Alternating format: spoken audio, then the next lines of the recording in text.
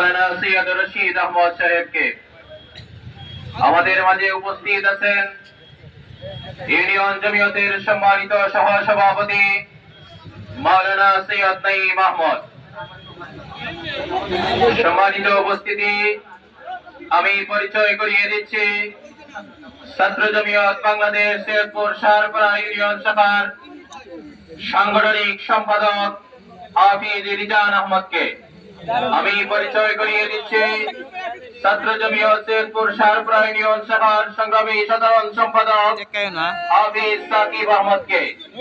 পরিচয় করিয়ে দিচ্ছি ছাত্র জমিয়ত বাংলাদেশ সৈয়দপুর শাহরপাড়া ইউনিয়ন শাখার সংগ্রামী সভাপতি হাফিজ আসজাদ আহমদকে। আমি পরিচয় করিয়ে দিচ্ছি যুব জমিয়ত সৈয়দপুর শাহরপাড়া ইউনিয়ন শাখার সংগ্রামী সভাপতি মাওলানা নাসির আহমদ তালুকদারকে। পরিচয় করিয়ে দিচ্ছি সংগ্রামী সেক্রেটারি মাওলানা আতিকুর রহমান কামালিকে। পরিচয় করিয়ে দিচ্ছে যুব জমিয়ত সৈয়দপুর শাহরপাড়া ইউনিয়ন শাখার সংগ্রামী সাংগঠনিক সম্পাদক মাওলানা সৈয়দ আব্দুল আহাদকে। সম্মানিত উপস্থিতি,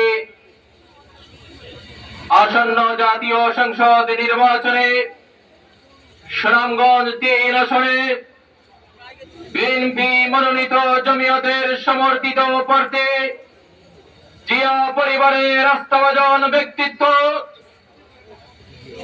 জগন্নাথপুর শান্তিগঞ্জের আগামী সংসদ নির্বাচনের সংসদ পদপ্রার্থী জননেতা এম কায়সার আহমদের আজকে নির্বাচনী প্রচারণা সভায় জনসভার কাজ অল্প কিছুক্ষণের ভিতরেই শুরু হয়ে যাবে।